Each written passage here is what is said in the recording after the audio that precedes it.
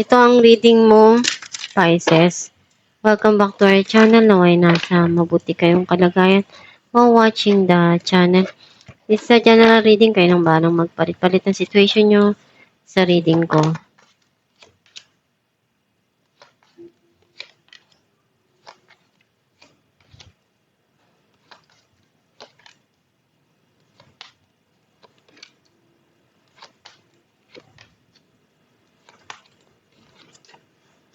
At the bottom of the deck, Ace of Pentacles.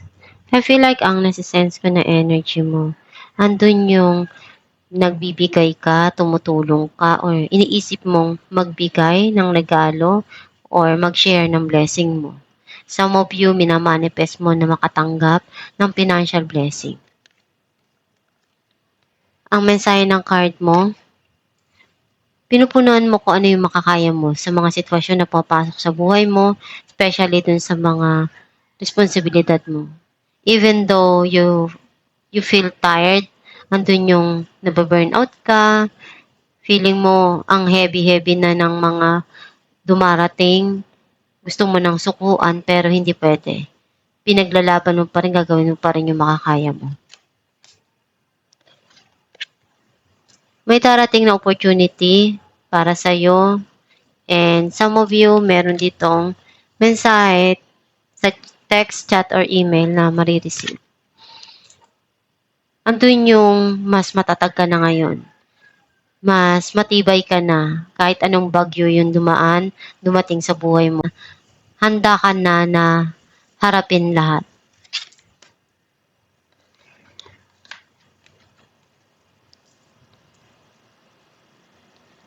Pagmamahal na binibigay mo, pinupunuan mo, or may darating na bagong pag-ibig, romance para sa'yo.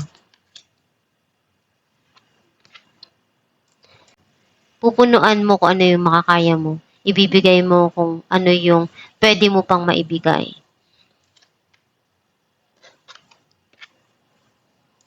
May mga naaalala ka sa nakaraan at iniisip mo palagi yun.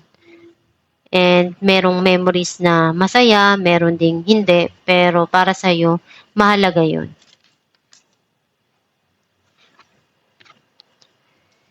May darating dito na gusto mong i-grab or may sisimulan ka na bagong opportunity, trabaho, or creative arts na talagang andun yung passion mo, yung puso mo.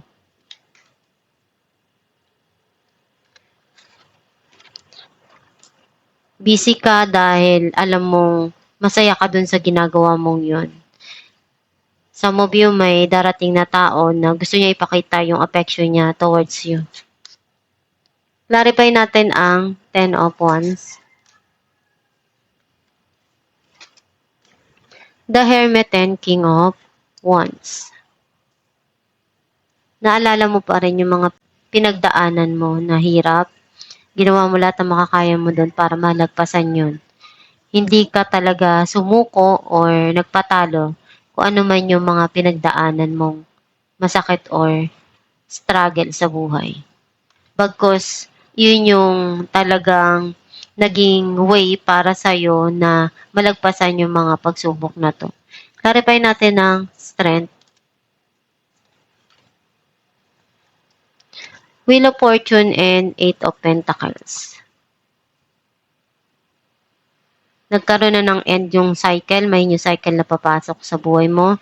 Andun yung mas gusto mong pagsumikapan yung mga dumarating na trabaho or may mga dumarating na biyaya sa trabaho mo na talagang gustong-gusto mo at gagawin mo talaga na lahat ng kaya mo, yung focus mo para sa trabaho mo na mapaunlad yun. Hindi ka hinto dahil alam mo sa sarili mo na yun yung isa sa nagpapatatag sa'yo. Yung pagsusumikap mo na maabot yung mga pangarap mo. Clarify natin the star. 10 of Wands and Knight of Swords. May communication na darating dito. Some of you, may mga gusto kang taruhin, kausapin, at ibigay kung ano yung kaya mo dun sa sitwasyon. Alam mo kung ano yung mga responsibilidad mo na kaya mong punuan. Binibigay mo palagi yung best mo para dun sa sitwasyon. Even though gusto mo mang sukuan or ayawan pero hindi ka humihinto dahil alam mo sa sarili mo kung ano yung tungkulin mo. Clarify natin ang Ace of Wands. Six of Pentacles and Seven of Wands. Meron kami na manifest dito na makuha or pinagdarasal. And gusto mong makatulong. Gusto mo rin i-balance lahat ng mga dumarating sa buhay mo. Some of you may darating dito na blessing na pinaghirapan mo rin. At magiging masaya ka doon. Some of you, andun yung opportunity na ibibigay sa'yo. Dahil pinagdasal mo to na ma-achieve. Clarify natin ang Eight of Wands, Knight of Swords, and Seven of Swords. May clarity na papasok or darating sa buhay mo. And nakikita ko na gagawin mo yung makakaya mo or susubukan mo kung ano yung pwedeng makatulong doon sa pumapasok sa buhay mo, sa dumarating sa'yo na opportunity. Clarify natin ang Ace of Cups, King of Swords, and Ace of Cups. Meron ditong bagong pag-ibig or gusto mong punuan kung ano yung pagmamahal na kaya mo para sa sarili mo at sa mga taong mahal mo dahil alam mo sa sarili mo na iyon yung tama para sa'yo na maibigay, na ma-achieve. Kasi masaya ka kung ano yung meron ka ngayon sa puso mo. Clarify natin ang The Hermit, Six of Cups, and Knight of Wands. May past person na naaalala ka pa rin niya. Lalo na yung mga passionate memories ninyo. Hindi niya makalimutan yun. Some of you, isa sa passion mo yung tumulong. At isa yun sa nagpapaalala sa'yo sa mga nangyari sa buhay mo sa nakaraan na naranasan mo. Kaya, iyon yung way na binibigay mo para sa sarili mo na makatulong sa mga tao na gusto mong tulungan kasi masaya ka doon. Naaalala mo yung sarili mo sa kanila. Clarify natin ang Knight of Wands, King of Wands, and Page of Pentacles.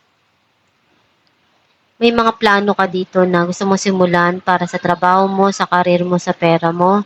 And pagsusumikapan mo ng todo-todo dahil masaya ka dun sa ginagawa mo. Isa yun sa talagang desire ng puso mo. Alamin natin kung anong mensahe ng iyong gabay.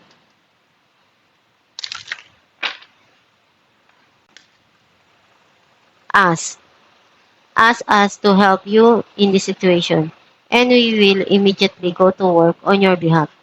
We are governed by many universal laws, and among them is the free will that allows you to make your own choices and decisions. So we patiently await your request. Ang mensahe ng iyong gabay na kung may mga kailangan ka na katanungan or tulong sa Diyos, magdasal ka lang palagi. At lagi lang silang nandyan sa iyong likuran, sa iyong tabi. At nakikinig, naghihintay kung kailan mo sila kailangan. Basta isipin mo lang palagi na tutulungan ka nila every time na kailangan mo sila.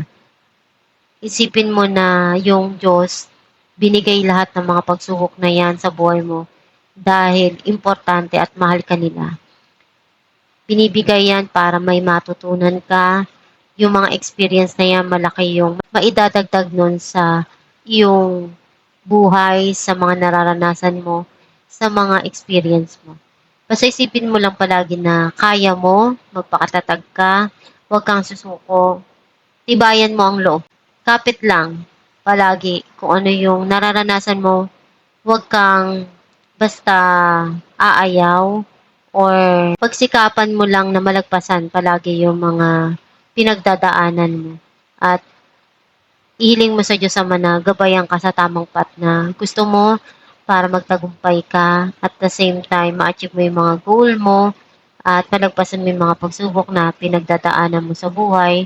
Once na ma-achieve mo yung goal mo, makukuha mo rin yung mga pangarap, tagumpay na gusto mo sa buhay.